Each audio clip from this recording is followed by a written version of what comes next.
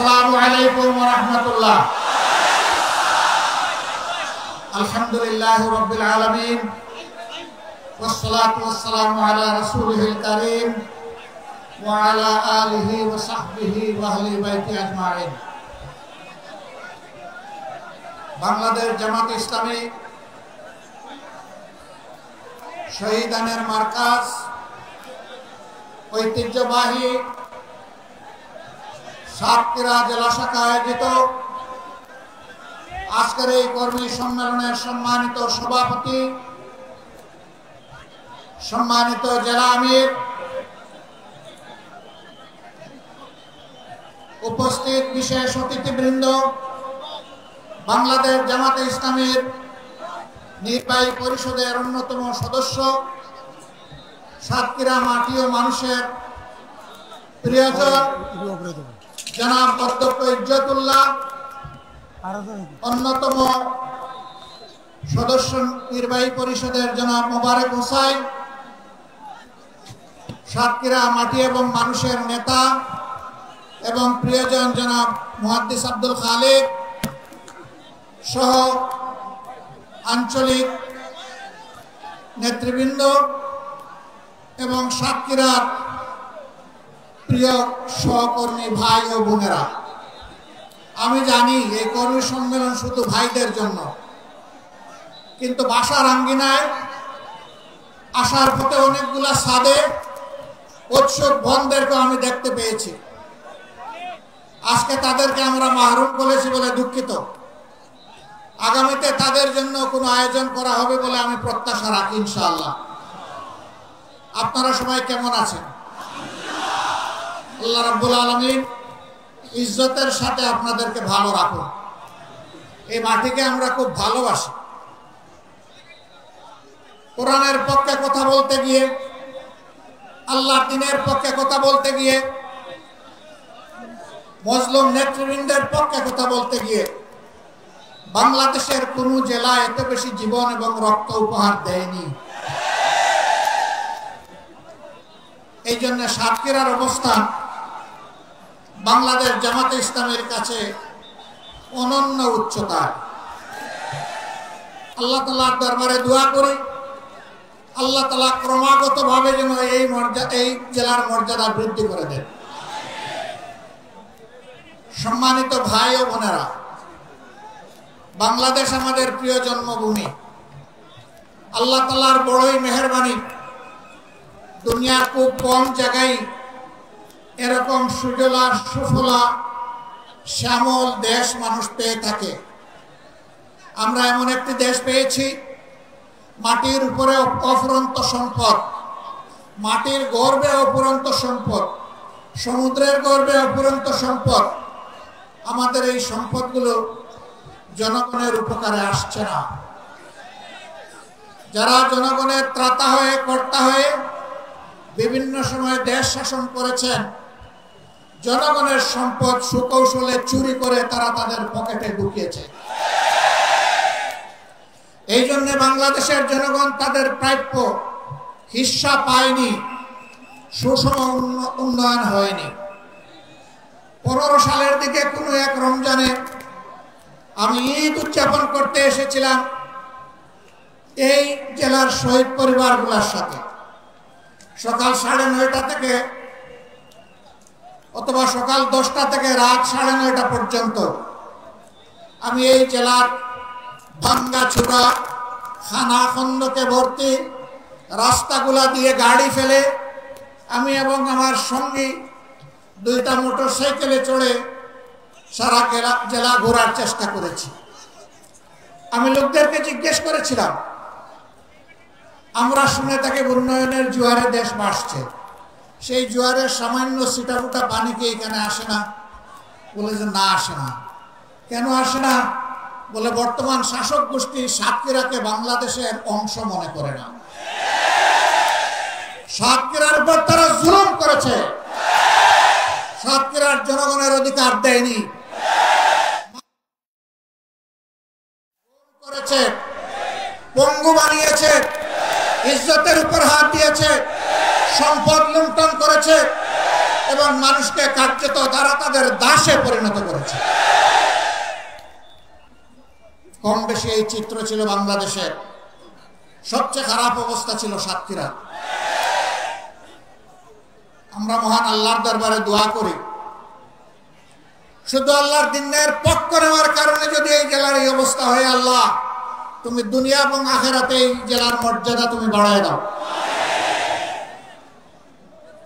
প্রিয় সহকর্মী বৃন্দ, বাংলাদেশ জামাতে ইসলামী আল্লাহ এবং জনগণের কাছে প্রতিশ্রুতিবদ্ধ যে এই জমিনে আমরা ইনসাফ কায়েম করতে চাই, আমরা দুর্নীতিমুক্ত একটি বাংলাদেশ গড়তে চাই, আমরা সুষম উন্নয়ন মানুষকে উপহার দিতে চাই। আমার জেলায় প্রধানমন্ত্রী আছে, তাই সব কিছু এইদিকে জোয়ারের পানিতে চলে আসবে, এই বাংলাদেশ আমরা দেখতে চাই না। আমরা এমন একটি বাংলাদেশ দেখতে চাই, কেউ চাইলেও তার অধিকার পাবে, না চাইলেও তার অধিকার পাবে। আমরা এমন একটি বাংলাদেশ দেখতে চাই যে দেশে লক্ষ বেকার যুবকের মিছিল হবে না, বরঞ্চ আমাদের যুবকেরা আমাদের সম্পদে পরিণত হবে। তাদের হাতে মূল্যহীন এক টুকরা সার্টিফিকেট ধরিয়ে দেওয়া হবে না, বরঞ্চ শিক্ষা সমাপনীর সাথে সাথে তাদের হাতে কাজ তুলে দেওয়া হবে। এমন শিক্ষা চাই আর এমন শিক্ষিত জাতি চাই। তবে এই শিক্ষা অবশ্যই নৈতিক এবং দুনিয়াবি বা জাগতিক শিক্ষার সমন্বয় হতে হবে। মানুষ যাতে মানুষ হয়, শিক্ষা নিয়ে মানুষ যাতে ডাকাত না হয়, আমরা সেই শিক্ষাটি চাই। আমরা এমন একটি দেশ চাই, যে দেশে আমাদের মা বোনেরা নিঃসংকোচে যেমন ঘরে সুরক্ষিত থাকবেন, কর্মস্থলেও সুরক্ষা পাবেন, রাস্তাঘাটেও সুরক্ষা পাবেন। তাদের দিকে কোন খারাপ লোক চোখ তুলে তাকানোর কসরত পাবে না। তারা ইজ্জতের সাথে, মর্যাদার সাথে, তাদের দক্ষতা দিয়ে দেশের উন্নয়নে তারাও ভূমিকা রাখবে। নবী করিম সাল্লাল্লাহু আলাইহি ওয়াসাল্লাম মানব জীবনের সবচেয়ে ঝুঁকিপূর্ণ কাজেও মহিলাদেরকে শরীক করেছেন। সেই কাজটি হচ্ছে যুদ্ধ। যুদ্ধে মারা পুরুষের পাশে থেকে তারাও যুদ্ধ করেছে। বিশেষ করে বদর যুদ্ধের কঠিন দিনে আমি প্রায় এই উদাহরণটা দিয়ে থাকি। যখন কাফেররা আল্লাহ রসুলের খুব কাছাকাছি চলে এসেছিল তাকে হত্যা করার জন্যে, যখন পুরুষ যোদ্ধারা দিক বিদিক কিছুটা জ্ঞান হারিয়ে ফেলেছিলেন, তখন একজন মা চতুর্দিকে ঘুরে ঘুরে আল্লাহর রসুলকে বেষ্টনে দিয়ে রেখেছিলেন। যুদ্ধ যখন শেষ হয়েছে, তার শরীরে 37টা তীর ঝুলন্ত অবস্থায় ছিল, 70টা কঠিন আঘাত ছিল। রাসূল করিম সাল্লাল্লাহু আলাইহি ওয়াসাল্লাম বলেছেন, শত্রু যখন সামনের দিক থেকে এসেছে, তখন শত্রুর তীর আর আমার মাঝখানে ছিল আল্লাহর এই বান্দি। যখন পিছন দিক থেকে এসেছে ছিল আল্লাহর বান্দি। ঘুরে ঘুরে আল্লাহ রসুলকে কিভাবে তিনি রক্ষা করবেন? ডাইনে বামে এসেছে বাম দিকে। আমাদের সেই সর্বোচ্চ ইজ্জতের মর্যাদাবান মায়ের নাম ছিল হযরতে মুসাইবা রাদিয়াল্লাহু তাআলা আনহা। যদি যুদ্ধের এই কঠিন ময়দানে আল্লাহর রাসূল তাদের জন্য কর্মক্ষেত্র সৃষ্টি করে দিয়ে থাকেন, আমরা কে তাদের হাত বন্ধ করা? আমাদের ব্যাপারে ইসলামের প্রতিপক্ষ শক্তিরা অপপ্রচার চালায়। জামাতে ইসলামী ক্ষমতায় গেলে মহিলাদেরকে ঘর থেকে বের হতে দিবে না, আর যদি দেও আস্তে করে এনে জোর করে একটা বুরকা পরাই দেবে। জোর করে পরানো লাগবে না। যে দেশে ইসলাম কায়েম হবে, এদেশের মানুষেরা, মায়েরা আনন্দের সাথেই সেদিন তারা ইজ্জতের জন্য তাদের সম্মানের মর্যাদার পোশাক পরিধান করবেন। তারপরেও কোনো মা, কোনো বোন যদি এই পোশাকের বাইরে থাকেন, আমরা তাদেরকে কথা দিচ্ছি, নিশ্চয়তা দিচ্ছি, কারো উপর জোর কাটানো হবে না। কারণ এদেশে শুধু মুসলমানরা বসবাস করে না, অন্যান্য ধর্মের লোকেরাও বসবাস করে। তারা তো আমাদের ধর্ম যেহেতু গ্রহণ করেনি, তাদের জন্য ইসলামের প্রেসক্রাইব করা পর্দাও তাদের জন্য প্রযোজ্য নয়। তারা যদি ইসলামের সৌন্দর্যে অভিভূত হয়ে ইসলাম কবুল করে, সেটা ভিন্ন কথা। তাদেরকে ইসলাম গ্রহণ করতে কাউকেই বাধ্য করা হবে না। সম্মানিত সহকর্মী বৃন্দ, এই দেশে শুধু মুসলমানরা বসবাস করে না, হিন্দু, খ্রিস্টান, বৌদ্ধ ধর্মের লোকেরাও বসবাস করে। আমরা এমন একটি দেশ চাই যে দেশে মসজিদও পাহারা দেওয়ার প্রয়োজন হবে না, মন্দির এবং মঠ পাহারা দেওয়ার দরকার হবে, গির্জা পাহারা দেওয়া লাগবে না। সকল ধর্মের লোকেরা তাদের আপন আপন ধর্ম তাদের মতো করে শান্তিতে নিরাপত্তার সাথে তারা পালন করবে। আলহামদুলিল্লাহ, আমাদের দেশটি সাম্প্রদায়িক সম্প্রীতির একটি চমৎকার বাগান, কিন্তু আমাদের বাগানে মাঝে মাঝে হুতুম পেঁচা ঢুকে পড়ে। এই হুতুম পেঁচাদের ব্যাপারে আমাদেরকে সতর্ক থাকতে হবে। আমরা এই সম্প্রীতি নষ্ট করতে দেব না। আমরা এমন একটি বাংলাদেশ গঠন করতে চাই যেখানে মানুষকে তার শিক্ষা কিংবা কাজের ধরন দেখে মর্যাদা দেওয়া হবে না, বরঞ্চ প্রত্যেকটা মানুষকে আশরাফুল মখলুকাত হিসেবে মর্যাদা দেওয়া হবে। আমার দেশের একজন পরিচ্ছন্নতা কর্মী, তিনিও আমার ভিআইপি। তারা যদি 3 দিনের জন্য তাদের কাজ বন্ধ করে, আমরা কেউ ঘর থেকে বের হতে পারবো। তাদের এই কাজ, কঠিন কাজ আমি করতে পারবো না। তারা কষ্ট করে এই কাজটা আমাদের করে দেন, আমি তাদেরকে স্যালিউট জানাই। সে আমার ভাই, সে আমার বোন, সে আমার এই সমাজকে চালু রেখেছে।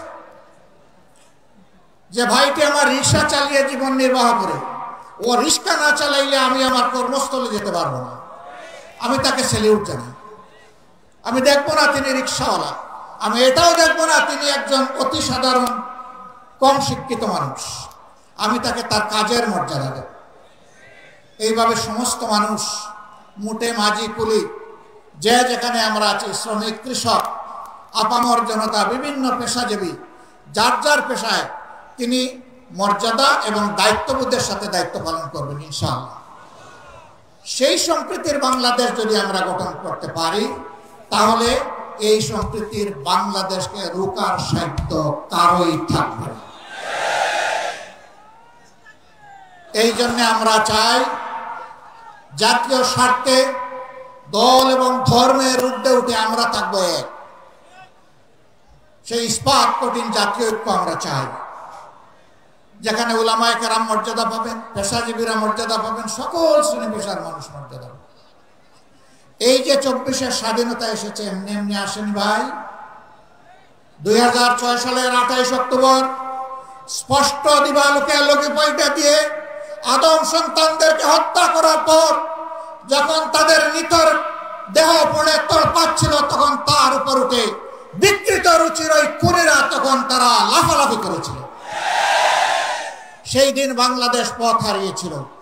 সেই পথ হারা বাংলাদেশ দীর্ঘ ত্যাগের পর আবার আল্লাহর অশেষ মেহেরবানিতে 2024 সালের 5 আগস্ট আবার তার পথে ফিরে এসেছে। এর মাঝে অনেক রক্ত দিতে হয়েছে। 57 জন কমিটির দেশপ্রেমিক চৌকস সেনা অফিসারকে খুন করা হয়েছে 2009 সালের 25 এবং 26 ফেব্রুয়ারি ঢাকার পিলখানায় তৎকালীন বিডিআরের সদর দপ্তরে। এরপরে জামাতে ইসলামের নেতৃবৃন্দকে দফায় দফায় খুন করা হয়েছে। 2 জন সাবেক আমিরে জামাত সহ 11 জন কলিজার টুকরা, আমাদের মাথার তাজ শীর্ষ নেতৃবৃন্দকে বিচারের নামে জুলুম করে খুন করা হয়েছে। এই খুনের প্রতিবাদ যারা করেছেন, অন্যায়ের প্রতিবাদ করেছেন, তাদেরকে গ্রামে গঞ্জে খুন করা হয়েছে। আগেই বলেছি, সবচেয়ে বেশি খুনের ঘটনা ঘটেছে এই সাতক্ষীরায়। তারপরে আপনাদের পার্শ্ববর্তী জেলা ঝিনাইদহে এইভাবে বিভিন্ন জায়গায় খুনের তাণ্ডব চালানো হয়েছে। ভাই ও বোনেরা, সর্বশেষ এই বছরে 1 জুলাই থেকে শুরু করে 5 আগস্ট পর্যন্ত খুনের বন্যায় বাংলাদেশকে ভাসিয়ে দেওয়া হয়েছে। বৈষম্য বিরোধী ছাত্র জনতা রাস্তায় নেমে এসেছিল। তাদের হাতে কোনো আগ্নেয়াস্ত্র ছিল না, এমনকি তাদের হাতে কোনো ইট পাটকেলও ছিল না। তারা শান্তিপূর্ণভাবে দাবি আদায়ের জন্য রাস্তায় নেমেছিল। কোটার সংস্কারের জন্য, কোটা বাতিলের জন্য নয়। তারা বলেছিল যৌক্তিক কোটা দেন, আমাদের আপত্তি নাই, কিন্তু কৌটার নামে জাতির সাথে মেধার সাথে তামসা করবেন, তা আমরা মানব না। কেন তারা এটা বললো? এই জ্বালায় তাদের বিরুদ্ধে মানুষের কিনায়, এদেশের মানুষের কিনায় অস্ত্র এবং বুলেট দিয়ে জাতির বিরুদ্ধে তাদেরকে পাঠিয়ে দেওয়া হলো। একদিকে সরকারি বাহিনীকে নামিয়ে দেওয়া হলো, আরেকদিকে সরকার তাদের সশস্ত্র গুন্ডাদেরকে নামিয়ে দিল। এই উভয় পক্ষের আঘাতে আঘাতে জর্জরিত হয়ে ১৫০০-এর কম বেশি আদম সন্তান শুধু এই ক্ষুদ্র সময়ের ভিতরে দুনিয়া থেকে বিদায় নিয়েছেন। ৬ সালের ২৮ অক্টোবর থেকে শুরু করে ২৪ সালের ৫ই আগস্ট পর্যন্ত জালিমের জুলুমের শিকার হয়ে যারা বিদায় নিয়েছেন, আল্লাহর দরবারে দোয়া করি আল্লাহ তাআলা তাদেরকে শহীদ হিসাবে কবুল করুন, তাদের পরিবারকে আল্লাহ মর্যাদা দান করুন। এই পরিবারগুলো জাতির সম্পদ। আজীবন আল্লাহ তাআলা এই পরিবারগুলোর কাছে আমাদের ঋণবোধের মানসিকতা নিয়ে তাদেরকে সম্মান করার তৌফিক দান করুন। যারা পঙ্গু হয়েছেন তাদের খেদমতকে আল্লাহ কবুল করুন, আল্লাহ তাদের জীবনটা সচল করে দিন। প্রিয় সাতক্ষীরাবাসী, আজকে আসার পথে আমি দেখলাম এরকম আরো ৩টা মাঠ উপচে পড়া মানুষ রাস্তাঘাটে। এই মাঠে তাদেরকে সুযোগ দেওয়া যায়নি বলে আমি সবার পক্ষ থেকে দুঃখ প্রকাশ করছি। আল্লাহ তাআলার আসমান অসীম, জমিন সসীম। সেই সসীম জমিনের ছোট্ট একটা টুকরা আমরা পেয়েছি। আমরা এই বাংলাদেশকে প্রাণ উজাড় করে ভালোবাসতে চাই, আমরা ভালোবাসি। এই জন্য আমাদের কোনো দাদা মামা খালু ফুফির বাড়ি নাই। এটি আমাদের আউয়াল ঠিকানা, দুনিয়ায় এটি আমাদের আখের ঠিকানা। আমাদের উপর জুলুম করা হয়েছে, আমরা দেশ ছেড়ে কোথাও পালিয়ে যাই। দেশকে যারা ভালোবাসে তারা দেশ ছেড়ে পালিয়ে যেতে পারে না। দেশের প্রতি যাদের দায়বোধ নাই তারা যে কোনো সময় দেশকে খোদা হাফিজ বলতে পারে। আমরা বলবো না। আমরা আমাদের আল্লাহর কাছে আমরা খুবই বিনীত, কৃতজ্ঞ। তিনি এমন একটি সুন্দর দেশে আমাদেরকে পয়দা করেছেন। আমরা এই দেশ নিয়ে বাঁচতে চাই, এই দেশেই অন্যায়ের বিরুদ্ধে লড়তে চাই এবং এই দেশকেই আমরা দুনিয়ার একটা শ্রেষ্ঠ দেশে পরিণত করতে চাই। এই সংগ্রামের দায়িত্ব আপনাদেরকে নিতে হবে। আপনারা নেওয়ার জন্য প্রস্তুত? এই হালকা প্রস্তুতি হবে না। আওয়াজ দেন, আপনারা প্রস্তুত? আলহামদুলিল্লাহ, আল্লাহ কবুল করুন। আজকে সারা বাংলাদেশ থেকে গর্জন উঠেছে সিংহের আওয়াজে। আমরা জীবন দিব, কিন্তু আমার দেশের 1 ইঞ্চি মাটি কোনো হায়নাকে দেব না।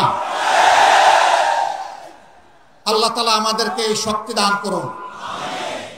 24-এর আমাদের সন্তান, বুকের সন্তান, যুবক যুবতীরা, তারা যে অন্যায়ের বিরুদ্ধে বুক চিতিয়ে লড়াই করেছে, আল্লাহর কাছে চাই, হে আল্লাহ তুমি তাদের অন্তর দেশপ্রেম এবং তোমার ইমানের নূর দিয়ে পরিপূর্ণ করে দাও। আর ও ধরনের জেনারেশন প্রজন্ম আমাদেরকে বারবার উপহার দাও। বাংলাদেশের মানুষের ফুলের বাগান তুমি ওই সমস্ত মানুষ দিয়ে পরিপূর্ণ করে দাও। আমরা একটা মানবিক বাংলাদেশ গড়তে চাই। এই বাংলাদেশের দায়িত্ব যুব সমাজের হাতে তুলে দিতে চাই। এই যুব সমাজই ভবিষ্যতের বাংলাদেশ। আপনারা সবাই এই দায়িত্ব তুলে দিতে রাজি আছেন? যারা বয়স্ক তারা কি মন খারাপ করলেন? একবার এক সন্তানকে সম্বর্ধনা দেওয়া হচ্ছে তার কৃতিত্বের জন্য। তো ছেলের ব্যাপারে অনেক কিছু বলা হয়েছে। বাপকে কেউ চিনে না। বাপ এতক্ষণ চিন্তা করলো, কি রে আমারে কেউ একটু স্মরণ করল। যখন তার হাতে ক্রেস্ট তুলে দেওয়া হবে, বাপ দাঁড়িয়ে বলল, আমার একটি কথা আছে। এত সময় আপনারা যাকে সম্বর্ধনা দেওয়ার জন্য অনেক প্রশংসা করেছেন, দেখতে হবে ছেলেটা কার। আলহামদুলিল্লাহ, এক কথায় সব কিছু বুকের ভিতরে এসে গেছে।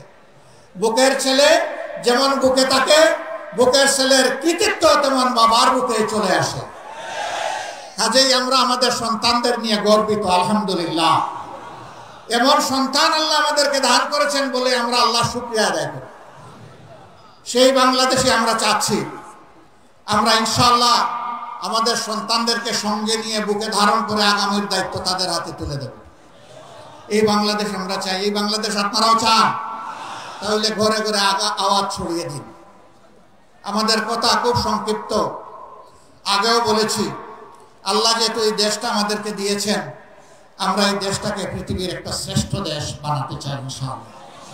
কিন্তু আমাদের আকাশে আজকের মেঘের কথা বলছি না, কালো শকুন এখনো ঘোরাফেরা করতেছে। এই শকুনের দিকে তীর্যক দৃষ্টি রাখতে হবে। কোনো শকুনকে মাটিতে নামতে দেওয়া যাবে না। আপনারা টের পাচ্ছেন মাঝে মধ্যে ফুসফাস? হ্যাঁ, আমরা ধৈর্যের পরিচয় দিয়েছি, ওরা আমাদের ধৈর্যের সুড়সুড়ি দেয়, যেন আমাদের ধৈর্যের বাঁধ ভেঙে তাদের মতো কাণ্ডজ্ঞানহীন আমরা কিছু করে বসি। ওরা বলেছিল আওয়ামী সরকারের পতন হলে মাত্র 2 দিনে 5 লক্ষ মানুষ প্রতিপক্ষের লোকেরা খুন করে ফেলবে। এটা কি বাংলাদেশে হয়েছে? কেন হয় নাই? ওরা কাণ্ডজ্ঞানহীন অপদার্থ ছিল, কিন্তু জাতি অত্যন্ত কাণ্ডজ্ঞান সম্পন্ন। এই জাতি কাণ্ডজ্ঞানহীন নয়। ওরা দেশকে ভালোবাসে না বলে পলায় যায়, এই জাতি দেশকে ভালোবাসে বলেই ওগুলা করতে দেয়নি। অতএব আমাদের ধৈর্যের আর পরীক্ষা নিয়ে কোনো লাভ নাই। আল্লাহর পক্ষ থেকে এই জাতি ধৈর্যের পরীক্ষায় উত্তীর্ণ হয়ে গিয়েছে আলহামদুলিল্লাহ। এই ধৈর্য আমাদেরকে অব্যাহত রাখতে হবে। যে দিক থেকেই আমাদেরকে উস্কানি দেব, কারো পাতা ফাঁদে আমরা পা দিব না ইনশাআল্লাহ। ধৈর্যের সাথে সকল পরিস্থিতি আল্লাহর উপর ভরসা করে আমরা মোকাবেলা করব। আজকে আপনাদের সামনে শহীদ ঈদগায় দাঁড়িয়ে 2টি কথা বলার সুযোগ যে মহান মাবুদ আমাকে দান করলেন, আমি সেই মহান মাবুদের দরবারে শুকরিয়া আদায় করছি। দেশে বিদেশে স্বৈরাচারের হাত থেকে দেশটাকে মুক্ত করার জন্য সমান তালে অনেকে লড়াই করেছেন। আমি আজকের এই জনসভা থেকে প্রবাসে অবস্থারত আমাদের বন্ধুদেরকে বিশেষভাবে আমি অভিনন্দন এবং মোবারকবাদ জানাচ্ছি। তারা লড়াই করতে গিয়ে দেশের ভিতরে তাদের আত্মীয় স্বজনকে নাজেহাল করা হয়েছে। সাংবাদিক কনক সরোয়ার নিউ ইয়র্কে বসে বাংলাদেশের মানুষের অধিকারের পক্ষে লড়াই করেছে। তার বোনটাকে ধরে নিয়ে কিরকম তার সাথে নিকৃষ্ট, ওই জাত যেন আর ফিরে আসতে না পারে। আপনারা সবাই সজাগ থাকবেন তো না ঘুমায় পড়বেন? আল্লাহ তাআলা এই জাতিকে সজাগ থেকে সকল ষড়যন্ত্র মোকাবেলা করার তৌফিক দান করুন। প্রিয় বাংলাদেশকে আল্লাহ তাআলা কবুল করুন। এ দেশের উপর আল্লাহ তার রহমত নাজিল করুন, বারাকা নাজিল করুন, শান্তির ফয়সালা দান করুন। এক টুকরা কোরআনের বাংলাদেশ আল্লাহ আমাদেরকে দান করুন। আপনাদের সকলকে আজকে এখানে আসার জন্য গভীর কৃতজ্ঞতা জানিয়ে, আল্লাহর জন্য ভালোবাসা জানিয়ে, হে আল্লাহ তুমি সাক্ষী থাকো, আমরা শুধুই তোমার জন্য আমরা এক অন্যকে ভালোবাসি। হে আল্লাহ আমাদের এই ভালোবাসাকে তোমার জান্নাতে নিয়ে যাই আল্লাহ। আমরা যেন জান্নাতেও এইরকম মহামিলনে মিলিত হতে পারি রাব্বুল আলামিন। আল্লাহ তুমি আমাদের দেশটাকে একটা শান্তির দেশে পরিণত করে দাও। সবাইকে ধন্যবাদ। সাংবাদিক বন্ধুরা কষ্ট করে এসেছেন, আমাদের কথাগুলো আপনারা মেহেরবানি করে জাতি এবং আন্তর্জাতিক মহলে পৌঁছে দেবেন। আপনাদের কষ্টের জন্য আল্লাহ তাআলা আপনাদেরকে উত্তম জাযা দান করুন। আসসালামু আলাইকুম ওয়া রাহমাতুল্লাহ। বাংলাদেশ জিন্দাবাদ, বাংলাদেশ জামাতে ইসলামী জিন্দাবাদ।